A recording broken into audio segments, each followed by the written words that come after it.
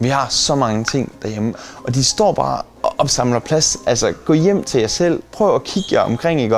Og du vil finde så mange ting, hvor du tænker, hold nu kæft, det er virkelig lang tid siden, jeg har brugt det her. I dag er det blevet så nemt at sige, ved du hvad, jeg skal bare have noget nyt. Vi skal tilbage til at sige, den her ting, den kan sagtens bruges af flere mennesker. Mit navn er Emil, og jeg er 26 år gammel, bor her i Sønderborg, og så er jeg co-founder af WeUse.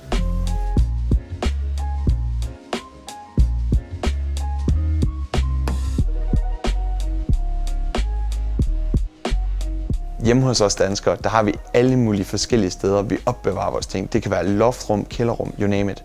Men der er rigtig mange af de her ting, der aldrig kommer ud igen. Eller hvis de kommer ud, så er det fordi, de skal smides ud.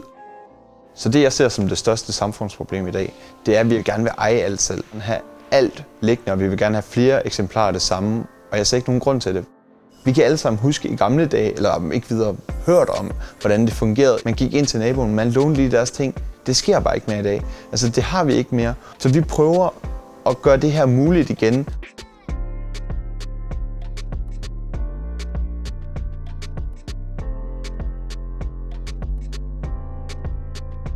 WeUse, det er en app, som gør det muligt for alle, der bor i en boligforening, at kunne dele deres ting. Det kan være alt fra en boremaskine til et brætspil, som de lægger op på den her platform. Det er både godt for miljøet, det kan være godt for din pengepunkt, og det kan være godt for dit naboskab. For eksempel, nu bor jeg ude i et kollegie, og folk ude i kollegiet, de flytter ind og ud, så de skal bruge en boremaskine en gang imellem. Men alle har nærmest deres egen, og så bruger de den lige vidt, og så sætter de den ned i kælderrum, og så står den der. Det er jo åndssvagt. En boremaskine, jamen den forurener 28 kilo CO2 per boremaskine. Det vil sige, at hvis vi har 16 personer, der kunne gå sammen om at dele en boremaskine, så vil man spare 15 boremaskiner. Det svarer til, at man kan køre fra Danmark til Italien og tilbage igen. Alt den CO2, du udleder i en bil, det vil du have sparet.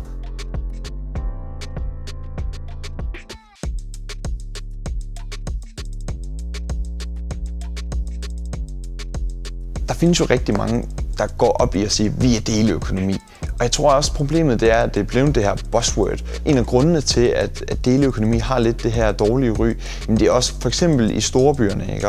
Der har vi rigtig mange ting. Så skal vi have delecykler, og lige pludselig så er de ting, de flyder over det hele. Nu er det løbehjulene, der er et kæmpe problem.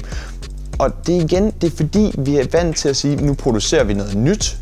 Fordi selvom at vi deler, men så deler vi stadig noget nyt, frem for at sige, jamen lad os nu dele det her, vi har. Og så holde det ved lige. Nu er jeg selv ingeniør, og noget af det, jeg ved, jamen det er, ingeniører i dag, de bygger ting til nærmest præcis ned til den samme dag, kan de sige, nu går det i stykker. Og det er jo et kæmpe problem, fordi vi laver alle mulige ting, der er bare lavet til at gå i stykker. Lad os nu ændre den her kultur til at lave ting, der holder, og så faktisk passe på det sammen, så vi har et meget, meget mindre ressourcespild.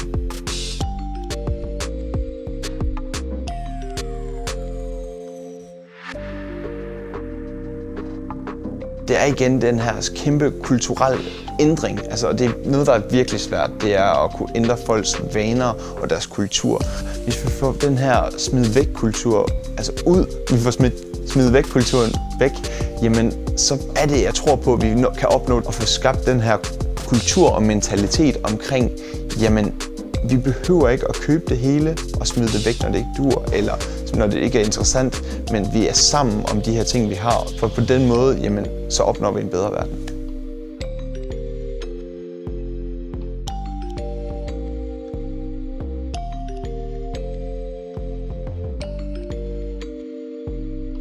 Jeg er rigtig glad for at arbejde med det her projekt, fordi jeg kan se, at det giver mening på så mange måder. Det er ikke kun inden for miljøet. Det er bæredygtigt socialt ved, jamen, at vi støtter op om et sammenhold. Vi får folk tilbage til ligesom at tro på hinanden. Så derfor bliver man bare mega glad. Der er rigtig mange derude, som går op i ligesom at få skabt noget. Og det er bare et fantastisk miljø. Vi booster hinanden. Altså, der kommer virkelig en fed energi, og jeg synes bare, det er så sjovt at være med. Og jeg er rigtig stolt over, at folk også tager så godt imod det, vi laver. Det bliver man selvfølgelig også helt høj og glad over, at det ligesom sker.